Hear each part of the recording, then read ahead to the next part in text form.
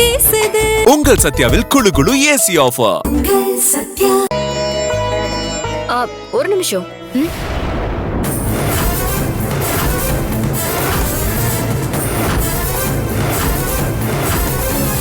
எல்லாரோட பேரும் எழுதிருக்க தானே?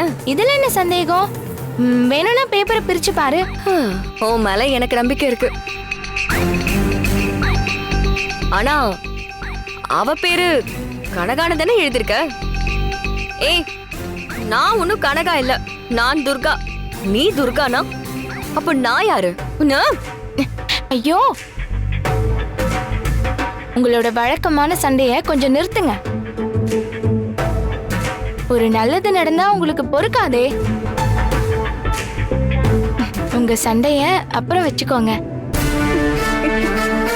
இல்ல, துர்காங்கிற பேர் வந்தா அலங்காரம் நீ யாருக்கு பண்ணுவ? ஆமா கௌரி, பெரியப்பா கரெக்டா கேட்டாரு. இப்ப என்ன பண்ண போற? சித்தப்பா, இவங்கள யாரு கனகா யாரு துர்கான்னு எனக்கு சத்தியமா தெரியாது. ஆனா உண்மை வரும்னு மட்டும் எனக்கு தெரியும். அதனால சிவப்பு சேலை கட்டி இருக்கிற துர்காவை சிவப்பு சேலை துர்கானும், மஞ்ச சேலை கட்டி இருக்கிற துர்காவை மஞ்ச சேலை துர்கானும், இவங்க கட்டி இருக்கிற புடவை கலரை வச்சு சீட்டுல பேர் எழுதி போட்டிருக்கேன். சரிதானே?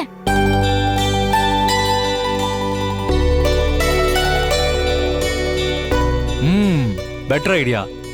இப்போதைக்கு குழப்பம் தீர இதுதான் ஒரே வழி. கௌரி, நீ பெரிய ஆளுதான், நல்லாதான் யோசிச்சிருக்க. பெரியவங்களுக்கு கூட இப்படி தோணலையே. ஆனா ஒண்ணு கௌரி, என்னைக்கா இருந்தாலும் உண்மை வெளியே வரதான போகுது. அன்னைக்கு இருக்கு வேடிக்கை.